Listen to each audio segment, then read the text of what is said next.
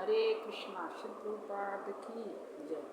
श्रीमद् भगवद गीता अध्याय 3 श्लोक नंबर 20।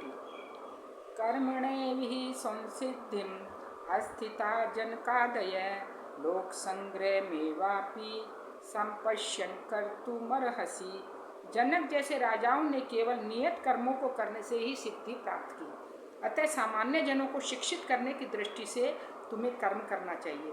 अब इसमें राजा जनक का एक उदाहरण प्रस्तुत कर रहे हैं कि राजा जनक ने भी को नियत कर्म करने की कोई आवश्यकता नहीं थी। वो हम सब जानते हैं कि वो भगवान राम के ससुर थे और सीता मैया के पिता थे, तो उन्हें कोई नियत कर्म करने की आवश्यकता नहीं थी। लेकिन सामान्य जनों को उन्होंने एक तरह से शिक्षा देने के लिए उन्होंने अपने कर्तव्य का पालन किया, और इस तरह से कि किस तरह से राजा होते हुए भी उन्हें अपना कर्म करना चाहिए, ये दिखाने के लिए।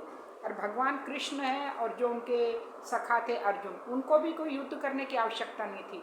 लेकिन हम लोगों को, जनता को सिखाने के लिए, या जब हम लोगों के सामान्य जो जनता है उनके सामने एक आदर्श प्रस्तुत करने के लिए ये युद्ध करना पड़ा। क्योंकि भगवान ने काफ़ी प्रयास किए थे कि ये युद्ध ना हो, लेकिन जब भगवान ने देखा कि नहीं, सामने वाला पक्ष जो है किसी भी तरह से समझौता करने के लिए या संधि करने के लिए तैयार नहीं है, या युद्ध करना ही पड़ेगा, तब भगवान जो है अर्जुन को युद्ध करने के लिए आदेश देते हैं। तो इस तरह से जो है ये एक तरह से आदर्श प्रस्तुत करने के लिए ये कुरुक्षेत्र का युद्ध लड़ा गया। लेकिन जो कृष्ण भावनावित व्यक्ति होता है वह सांसारिक किसी भी कार्यों में कोई रुचि नहीं लेता। भौतिक कार्यों में, सांसारिक कार्यों में, विषय भोग में, इंद्रिय तृप्ति में किसी भी तरह से वो रुचि नहीं लेता। वो जो भी कार्य करता है केवल कृष्ण के लिए करता है, भगवान के लिए करता है।